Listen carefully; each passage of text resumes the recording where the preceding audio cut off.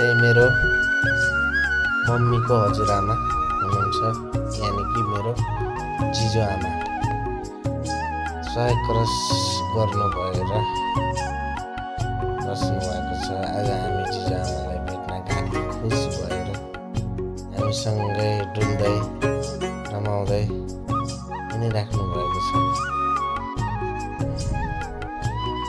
जिजो आमाले भन्नुहुन्छ कि पलाती आयो भने साह्रै रमाइलो लाग्छ मलाई, अनि खुसी लाग्छ, मनमा हर्ष लाग्छ भन्नुहुन्छ। यत्रो दिनसम्म नहिँडेको जिजो आमा म जाँदा बित्तिकै खुसी भएर लौराले लखर हिँड्नु भएको छ, हाँस्नु भएको छ, रमाइलो गर्नु भएको छ। पलाती देखेर जिजो आमा हाँसिन्। घुम्टेको लेखा गादैको लेखा जुँदैन, साखुमा नबुझाए बुझ्दा हिँड्दाए बुझ्दैन। ल बुझ्दै भए आजभन्दा 100 वर्ष पुराना गीतहरू गुनगुनाइराख्नु भएको छ।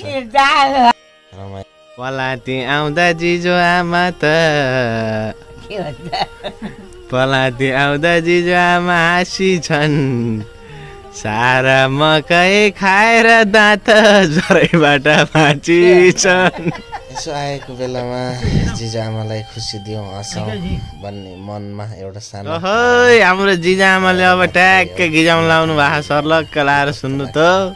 सल्लाह प्रतिक्रिया दिन गाउँछु साथी। रुनाउँदा रोदैन,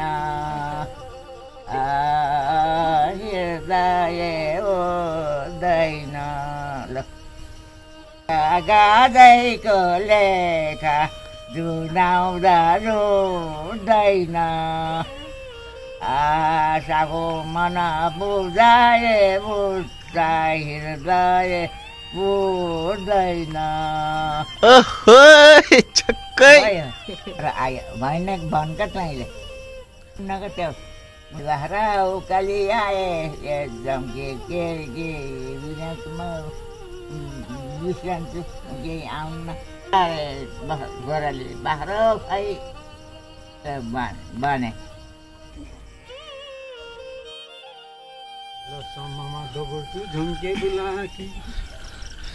उकाली बाघ्रो खोइ भन झम्के बुलाकी।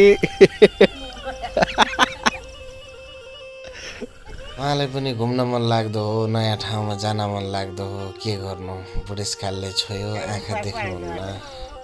नजिकै गएर त म फलानु हो भनेर मात्रै चिन्नुहुन्छ।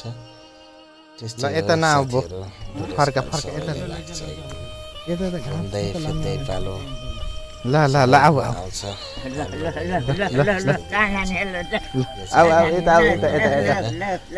यता यता यता सम्म बुजुर्गहरूलाई खुसी दिन मन लाग्छ, के गर्नु भने जस्तो हुँदैन। बाध्यता सबैको एकै कहाँ हुन्छ। जिजा आमा हिँडिन् कहाँ कहिले कहाँ बाख्रो सोच्नलाई, आएको बाघ हिँड्यो